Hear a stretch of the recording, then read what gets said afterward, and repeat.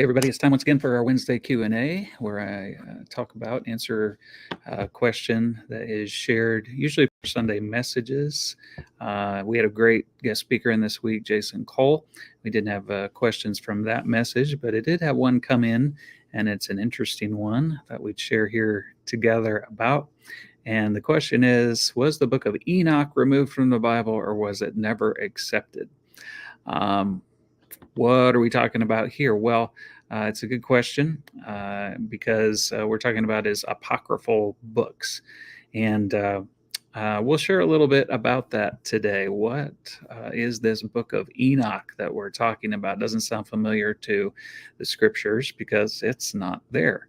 Well, the book of Enoch is one of the books, what we call them pseudepigraphal books, which is a work that attributes themselves to an author, but it makes a false claim about authorship, and but it's not a founded claim. And one of the reasons we know that is because this book is attributed to Enoch, the great grandfather of Noah, but most scholars believe it to be written about 300 years before Jesus. So that's not accurate. However, interesting thing about this book is it is quoted in the New Testament. So if it's quoted in the New Testament by Jude in Jude 1, 14 and 15, doesn't that mean that it has some weight to it, or shouldn't it be in the Bible? Well, it's an interesting question. Certainly merits some looking at.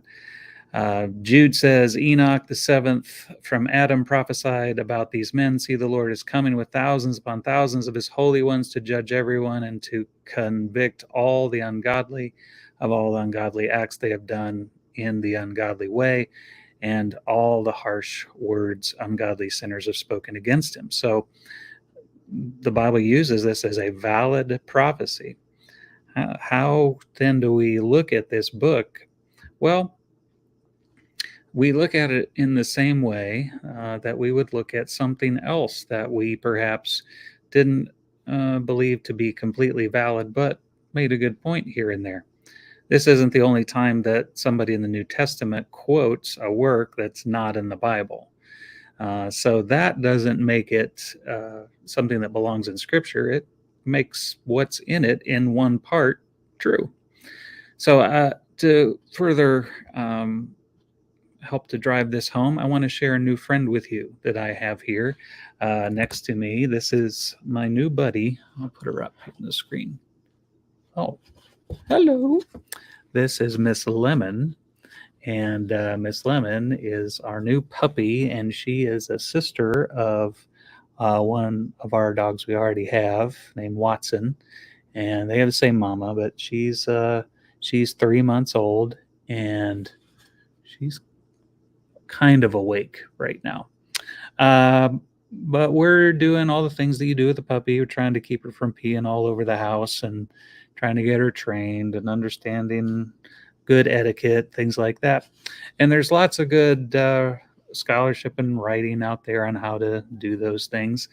And those things have been accumulated over time as people learn the best ways to take care of a puppy.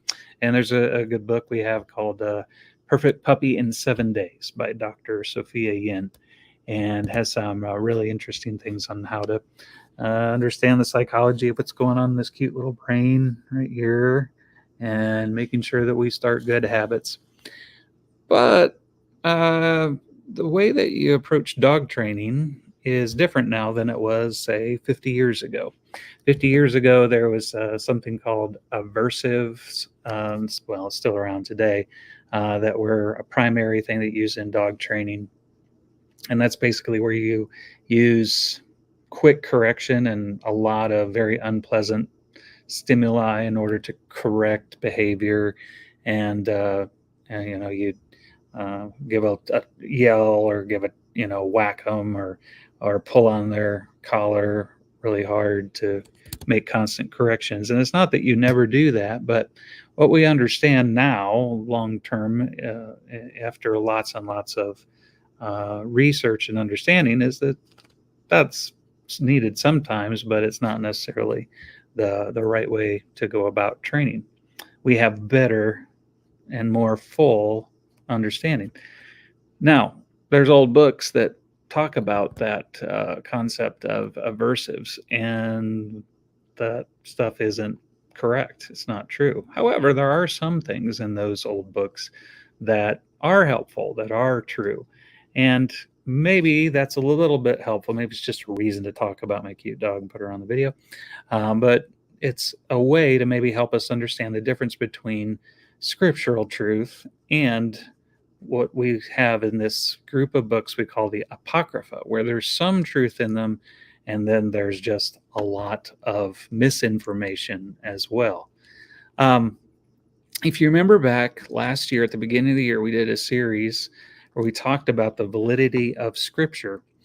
It was called Don't Defend a Lion, and there was a phrase that we used over and over and over again in that, and it was, I choose to believe the Bible because it's a reliable collection of historical documents written down by eyewitnesses during the lifetime of other eyewitnesses. They reported supernatural events and fulfillment of specific prophecies that claimed that their writings were divine rather than human in origin.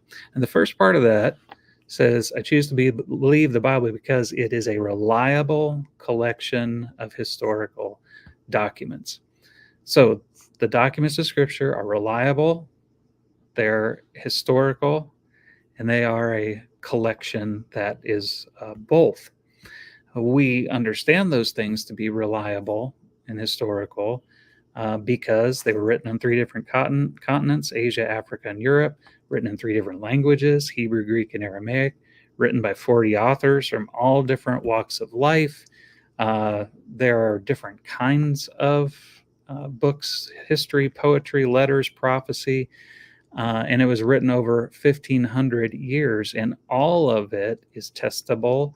It is in agreement with itself, and that is so important to understand. It's also important that we have a high standard for that which is in Scripture, those 66 books. And there are some books that were from that era that don't meet those standards. For example, there's not enough manuscript evidence for some of them. There's big radical tonal shifts maybe in some of those writings that make you question whether or not they were valid. There's thematic problems in some of them. And there's a lack of evidence in the New Testament of making any reference to them that is seriously valid. And so the book of Enoch doesn't meet enough of that criteria to be able to be considered a reliable historical document. Doesn't mean there's not interesting things to learn about the culture and the time in it. It just means that it doesn't belong in the inspired canon of Scripture. And there are some groups that put it there. Very few, though it's fringe. Most people would look at it and quickly understand that that's not the place where it belongs. Doesn't mean it's insignificant. Doesn't mean it shouldn't be studied and considered. Just means that it's not a part of that reliable collection of historical documents. Hope that's helpful for today on an interesting topic. Miss Lemon says, see you later. Have a great day, and we'll catch you next time.